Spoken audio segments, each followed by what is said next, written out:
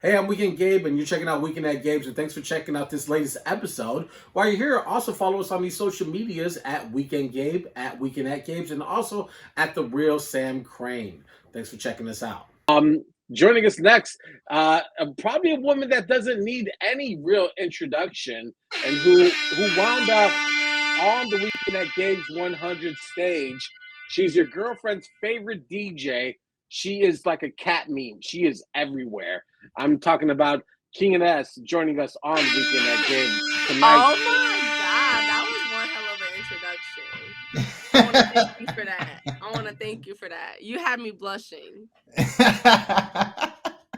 I will say this about before we get into the interview is that when you graced us with your presence at Weekend at Gabe's 100, I thought to myself, oh, thank God DJ King Inesse is here. Let me go get myself a drink. And as I'm walking to the bar, every dude in the room stopped me like, bro, who is that? Who is that? Who is she? Why is she dressed in all pink? She's the most beautiful one I've ever seen. I had 5 of these conversations. I'm like, bro, I'm literally just trying to get a drink. That's King Inesse. She does the thing. Fucking go talk to her, man. I'm trying to get a drink. Period. As I should. Yes. Because that's not a King Inesse event if they're not lined up at the bar asking if the jaws have not dropped all the way to the floor when you walk in, it's almost worth walking out at that point. Every time. That's my brand. I gotta hit them with that every time. Even if I'm in my Crocs and I'm having a cozy day and I'm tired, that's the energy I come with every single time. I love it. Let's see if we can get some backstory on this. We had booked Shigo Turbo to be our guest at Weekend at Games 100, so we're pleasantly surprised that you had joined her. Did she reach out to you? How did you get the invite to come on out? So me and Shigo have been cool for a minute now. I would say a couple years, like a year or two. And damn, I can't even specifically remember what friend we met through because we have a few mutual friends. And, we're all in the same scene in the music industry. And I'm really big on women supporting women working together, women collaboration. So, like, when I heard of her name actually, oh my God, it just came to me. So this is crazy. I was actually working on Girls Weekend back in 2019. And I was working with my homie Berto, so he's the head of Speakerbox, and we were talking about the lineup. This was when the lineup was already finished and locked in and everyone was set. And we were talking about, in the future, other women that we would want on the lineup. And he brought Shigo up and he was like, have you heard of Shigo? I'm like, no. He showed me her videos. And I was like, oh my fucking God, I gotta follow her on Instagram. I followed her. She followed me back. And we've been locked in since then, just like supporting each other, hyping each other up. And one day she had hit me up and she was like, dude, I want you to DJ my release party for my project. And I was like, are you kidding? Of course. I'm there. Like, we're gonna rock that bitch out. And the rest is history, man. Shigo, I love her so much. She really matches my energy. I like that we bounce off each other a lot. She has that excitement for life that I have. She's a fucking rager. She's so talented. And I just love working with people who inspire me. And she's definitely somebody who inspires me. Word. Fantastic. I'm gonna play this back for her so that she gets the love right there because I love Shigo about that much. So I really appreciate I love her that much. But the reason that you were dressed in all pink that night was because you were working on a separate event because you are, like many other DJs that we know, the busiest people in the goddamn city. You were throwing a Y2K themed event with another former guest of ours, DJ Drip, an incredibly talented young individual. Talk about that Y2K event. How did it go? Because I heard that the party at the hotel was bussin' afterwards. So bussin' that they did not let people from our party into after party at your party. Man, I ain't gonna lie. I love that you use the word bussin' to describe it because that's exactly what it was like. And so I had promised Shigo that I would do your guys' show weeks ahead, like way before I even had this Y2K party plan. And it was an idea that I had in my head for a long time, but it was just something that I wanted to execute the right way, and I didn't want it to be like kind of half-assed. So I let the pieces come together.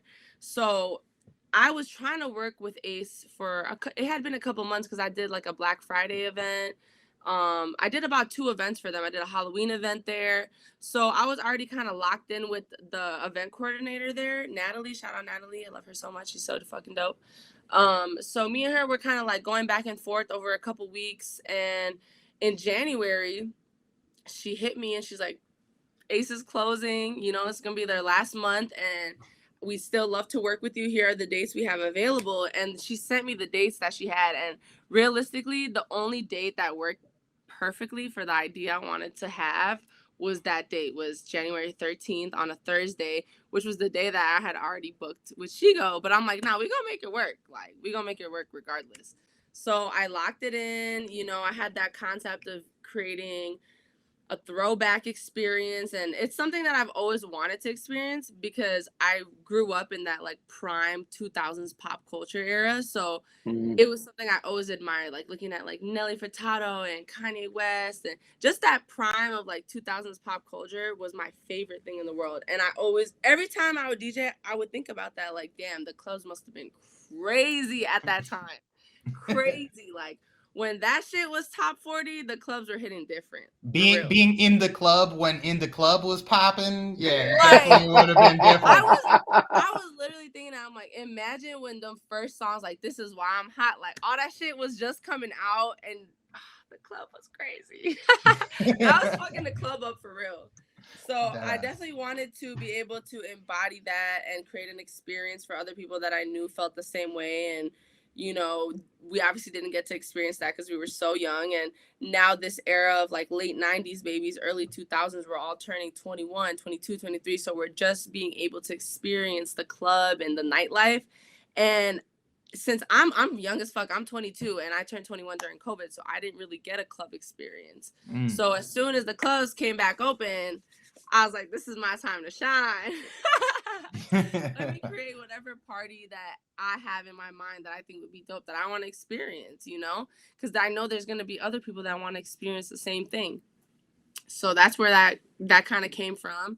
I threw it together. It all came together. It fell into place. I hit my homie up, Retro, and Drip, my brother, two extremely talented young men who I knew would nail the aesthetic and the theme of the party. I knew that they were going to go crazy. I knew that their crowd would love a party like this too. So I had already known from the start, this is who I want to be a part of it.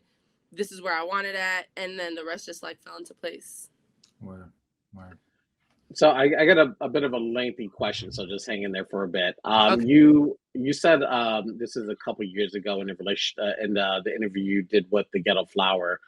And because I know you spoken at length about you getting into the art of DJing and music curation, but I want to like jump into the now while we have you. About something you said really spoke to me because you were saying like at the time, just 2 years ago, that you want, quote, to the people to take you seriously and to let motherfuckers know that you're not playing. So fast forward 2 years, you got Weekend Girls. You're doing music curation. You're doing events. And I've spoken with DJ Cash Era, one of the best queer DJs in Chicago.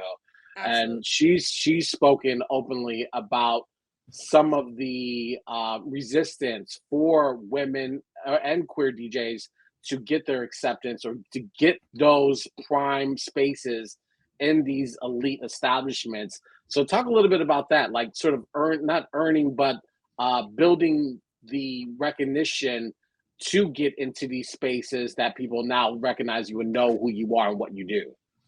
Yeah, that is such a great question. And I really appreciate the fact that you guys did that research and, have that already created, built around like who I am and what I represent, which is that woman empowerment and the fact that I really did have to work twice as hard as I feel like as a man did, because, we're realistically, the music industry is more men than female. And especially when it comes to being a DJ and a producer, and from a young age I already noticed this, and I had such a passion for like going to concerts and festivals. Like I was always outside. One thing, I'm so thankful that my mom let me experience my life as a kid and like have fun through high school and all that, because I really got to find myself.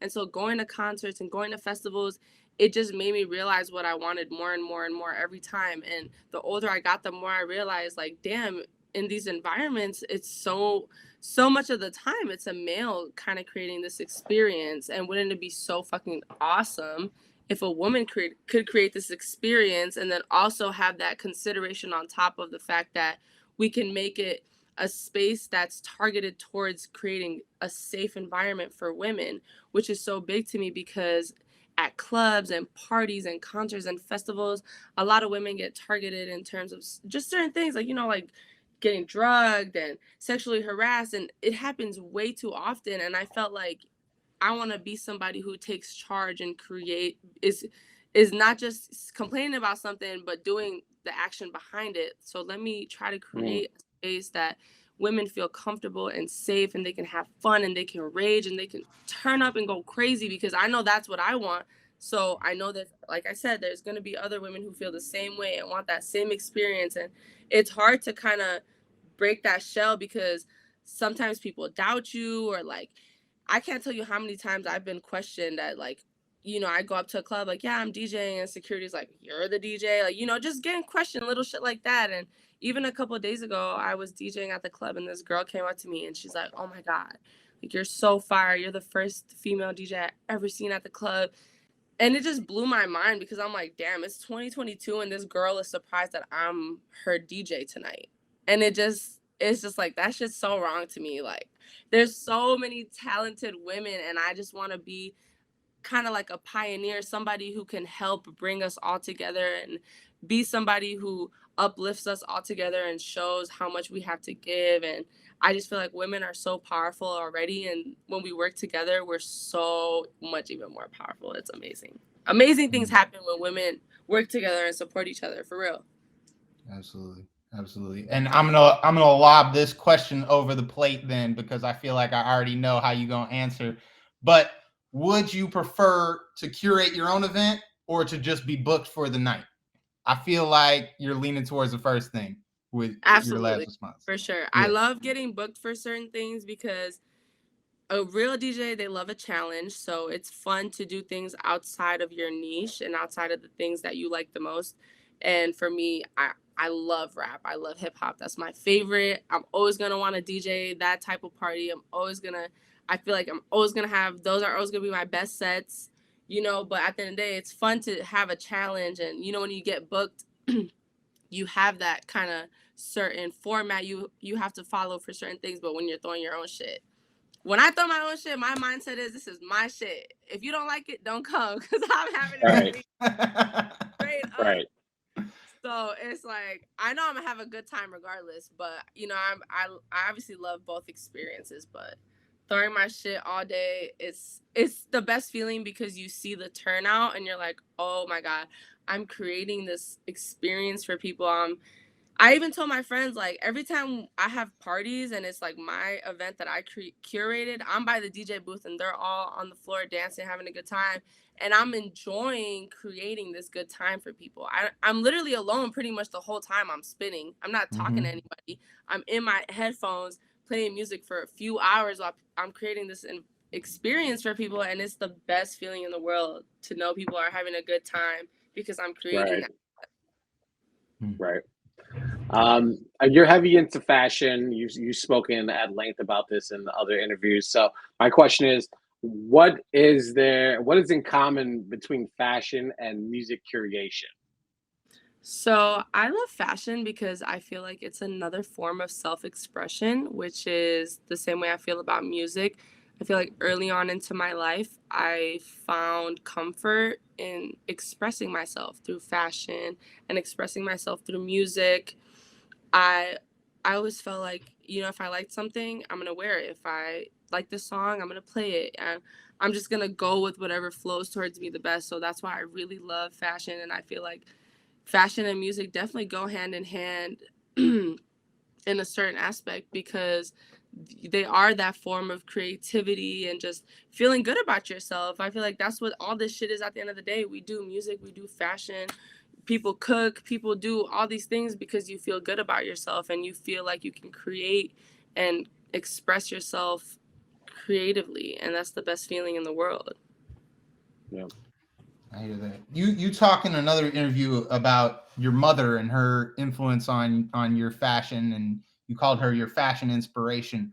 What does that look like as somebody who doesn't know your mom? What did that look like growing up, and how were you inspired by that?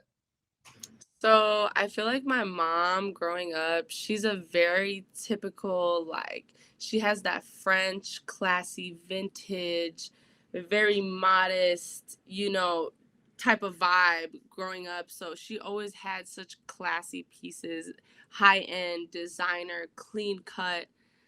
So seeing those pieces and seeing the way she was very into like keeping herself and being beautiful and doing her hair and doing her makeup, wearing jewelry, having perfume, just things that are very feminine. She made me embrace my feminine side a lot. And that was one of the ways I fell in love with fashion. She's the first person to, teach me who Coco Chanel was. I knew Chanel's biography when I was in like third grade because of her.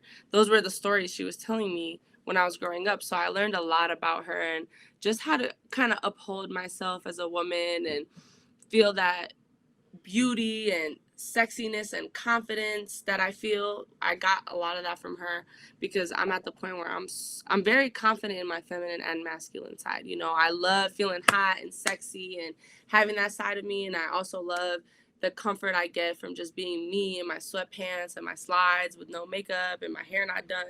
I'm just as confident either way. So that's why, especially when I DJs, I always either one day I'm gonna be dolled up head to toe, or one day I'm gonna be in my Crocs and my sweatpants. Like, you never know which one you might get. It just depends how I'm feeling. Either way, the jaws are dropping to the floor, and that's the energy. Down.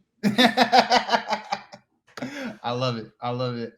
You also spoke in another interview about your goals, and one of them that you mentioned was just to be genuinely you. And in an era where there can be incredible social media growth, incredible social media influence based around a person that doesn't even really exist. It's just this character of a human, and that person in real life, and they're very different. So I just wanted to talk a little bit about that. You have one of the most powerful social pulls, I think, in the city. When you drop a flyer, people know what's up. They flock to the door. So talk about that, but also, you're cultivating this brand, but you're also staying true to yourself.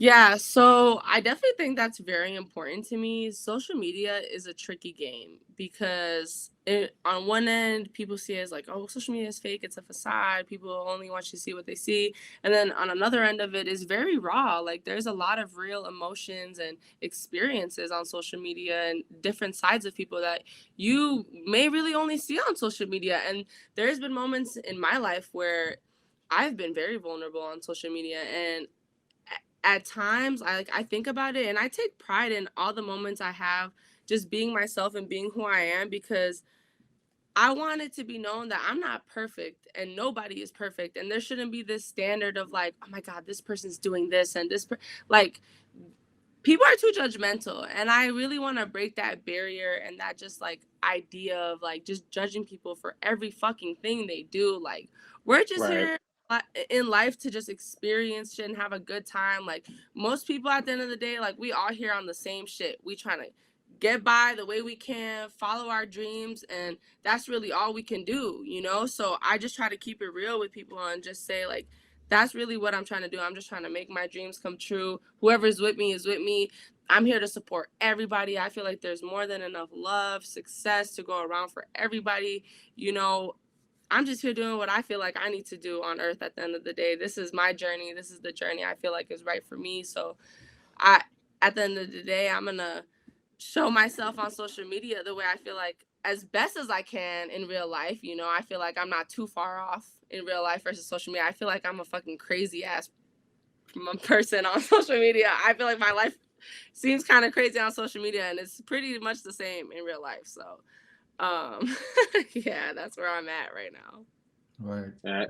Well, all right. Before we let you go, I got one quick question, which I really appreciate that you said in your most recent interview about not waiting to get comfortable to try new things, and it was sort of into the question of getting into the art of DJing. What is something that you maybe not DJing, but something else that you weren't comfortable with doing, but you just sort of threw yourself into and found a way to make it successful?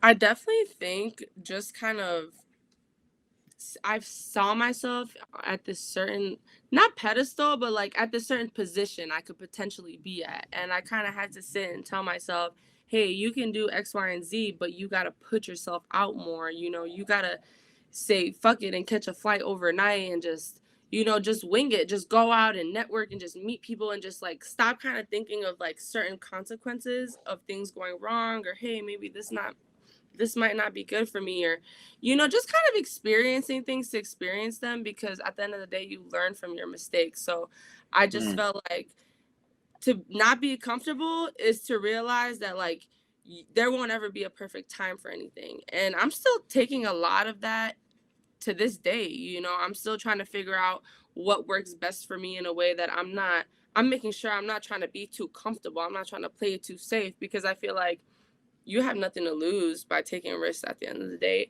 if you're chasing something that makes you happy.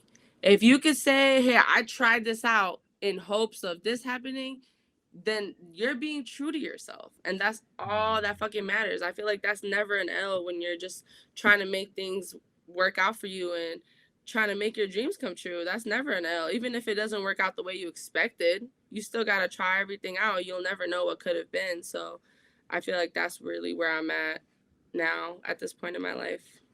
Word. One last question for me before we let you go, and this is purely self-serving because I am not beyond asking this question. What artists are you looking out for so that I can invite those artists to interview on this show? That's a really good question.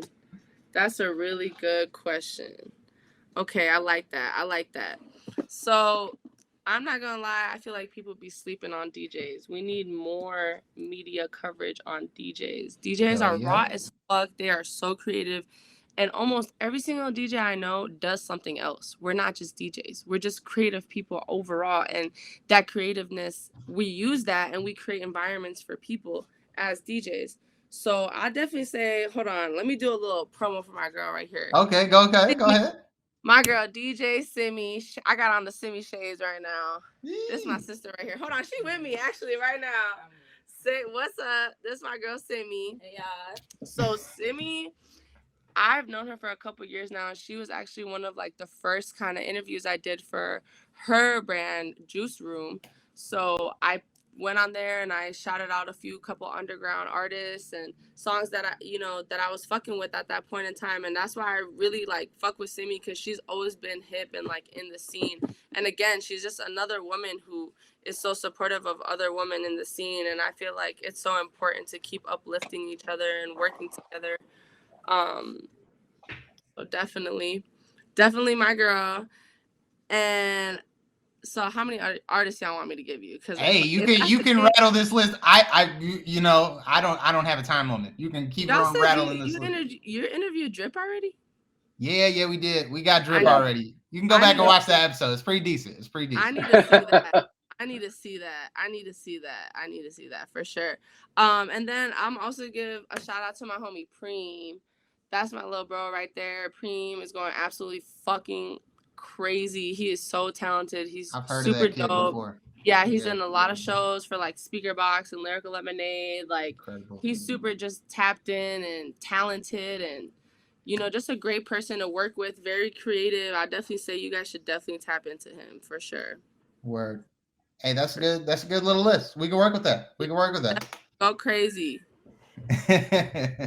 And last thing before we go, just for Weekend Gabe, one fashion tip that you can offer to the man whose shirt is buttoned all the way up to the top. Ooh, that's a good one. Fashion tip. All right, fashion tip. This is my biggest pet peeve. Never match your hat with your shoes. If you walk out the crib and thinking you about to look fly because you got a red hat on and red shoes, walk back in the crib. Hey, that's a Weekend at Gabe's exclusive. I promise you, I never seen a man with a red hat and the red shoes on and said, "Wow, that fit is hard." What's so great about that is that we were joking before the show about not wearing red. So we're like, because they always be the red. Like, people always be trying to wear a red hat and red shoes and think the fit is hard. Like, this red ass hat. You know, you could pass with it if it's like black. You know, if it's a more neutral color, you could get away with it sometimes. But people always try to do it with the most obnoxious colors, like green. Like, come on. Why are you wearing green shoes with a green hat? I would have never thought to take it there, but I'm glad I don't have to now. So I had to address it. Yeah, no, you speak your truth. I love that. I'm actually, I'm with that for sure.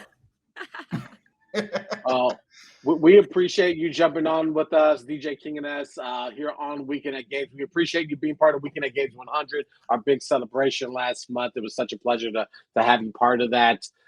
We wish you the best. Keep us locked in on any upcoming events. We'd love to come out and support and, be in attendance if our schedule allows. Absolutely. Thank you guys so much for having me. I'm so glad we got to do this. This was so fun. We definitely locked in. We're going to keep it rocking for sure. Hell yeah. All right. Hell yeah. All right. Tell a friend about the show. We need more people. Thank you, guys. All right. Have a good night. DJ King Inesse here on Weekend at Gabe's. And that's going to wrap up our Tuesday nights here on Weekend at Gabe's. That was a nice, great return show. But that was a great return show. Fantastic. And almost everything went according to plan, other than I didn't have the sound effects ready to go when we logged on. And if that's all that we dropped the ball on this Weekend Gabe, I think we can live with that. Listen, it's live TV. Crazier things have happened. I've seen Bill Maher attack an audience member on live TV once. These things happen. But Thursday night's going to be fantastic. We have Air Porter joining us. And then we also have comedian Drew Landry joining us as part of our Thursday Thunnies. So we're going to close out the week right and with some good laughs. So everyone can go into the weekend feeling good about themselves. And then we also got another great week lined up for us next week. So we are back into the roll of things. Everything is feeling good, feeling fresh. Sam, you have a thought? All I have to say is come out to Breaking Sound Chicago on Thursday, February 24th. We will not be on air here, so please come out, see us in person, buy us a drink, especially Weekend Gabe. He'll have the best hair in the building. Please do come out for Thursday. Air Porter, an incredible producer and painter, equally good at both, which is not, very common around here. So good for that. And I'm really excited for the return of Thursday Thunnies. Thursday, we're really going to have to rework that. Anyways, ladies and gentlemen, we only have 3 things left to say, and those are Weekend Gabe. Share, support, and show love. Those are the 3 things that you need in life. And trust me, you'll be a better person for it. All right, everyone. Sam, you got the music queued up. Everyone enjoy the rest of the evening. We'll see you on Thursday night on Weekend at Gabe's. You know I do. Ladies and gentlemen, we're back like we never left. Good Lord. I love it here. I'm having the best time. Adios. Hey, I'm Weekend Gabe. Thanks for checking out this latest episode of Weekend at Gabe's. Click on any of the links swirling around my head and also hit the subscribe button while you're here. Thanks for checking out us here on YouTube.